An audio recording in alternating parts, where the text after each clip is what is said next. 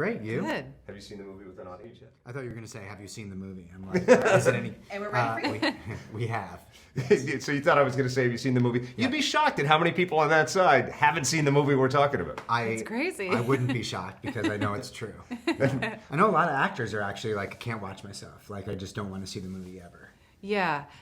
The one thing that this whole experience has done is kind of erase most of the neuroses in my brain. I think one benefit of the apocalypse is that our own personal neuroses are kind of pale in comparison. Yeah, well, good. I'm wondering, were you the type that, like, you'd go to see the film and you were worried about your mark or looking at the lighting, and in this, your character needs to be under duress the whole time, so you're not worried about any of that stuff?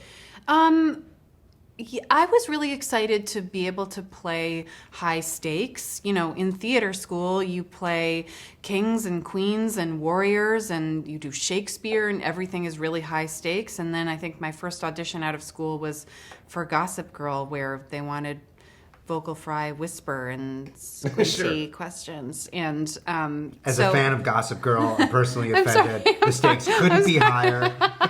They couldn't be higher. Do not besmirch his favorite show. Come on. I'm sorry. I shouldn't have said Watch it. But so playing this character who is undergoing apocalyptic stakes, I was like, yay, finally. Yeah, right. Everything I've trained for.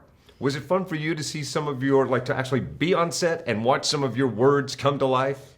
It's always very surreal. I mean, I think that no matter any level of success that I achieve, it's always a miracle that anything that I write actually gets made, and it's something that I deeply appreciate.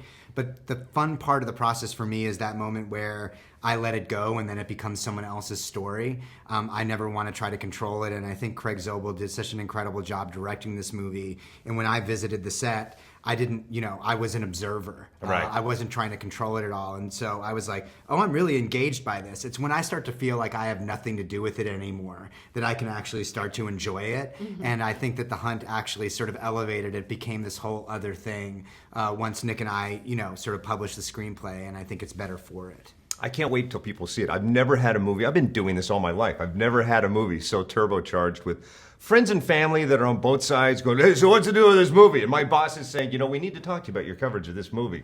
Once they see it and realize what it is, it's so not what you think it might be. Yes. We keep saying the same thing. Yes, yeah. And I also think it's a movie that people on both sides of your family politically can come to together and kind of laugh at each other and themselves. You start rooting on the things you might not necessarily be rooting for and questioning your own motives. Yes. Ironically, one of the most jolting movies I've seen in a long time makes people kind of want to give each other a hug at the end of it, saying, hey, we're kind of all guilty here, aren't we? That's right. It's ironic that you say that, but I think that the message of the movie is the further apart we become, the more dangerous that space is. And as much as everyone in our country, I think, agrees that these are divided times, I don't think anybody wants them to be divided. I mean, we are programmed as humans to find one another and achieve like some level of peace and kindness. Nobody wants to be at war, especially with members of their own family. And so I do think that this movie is a safe space, believe it or not, to use a liberal phrase, for people of all different ideologies to come together and laugh at themselves